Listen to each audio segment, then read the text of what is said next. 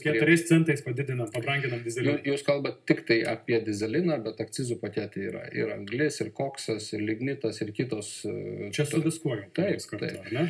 Ir dabar problema yra, kad mūsų klimato tikslus, mes vėluojam, kaip pasaulis klimatas šyla, sausros, lijundros matosi jau Lietuvoje, eglės keičia bukai mūsų miškuose, eglės iš viso slenkasi dėl sausumo į Latviją, mes greitai nebeturėsime eglynų. Tai mes pradedam tik po truputį jausti ir mūsų dabartinės pastangos, kaip jūs sako, 3-4 centai, ar jos vertos to, žinokite, prisitaikymas prie klimato kainuos 10 kartų brangiau. Infrastruktūra užlietos, nusausėja, prarasti derliai. Ir aišku, dabar kaip mes maži žmonės, maži Lietuva, lygiai ir pasaulio mastu galvojam, ką mes čia padarysime. Bet kiekvienas turi daryti savo. Ir Europa yra susitarusi mechanizmą, kiek kam tenka pastangų.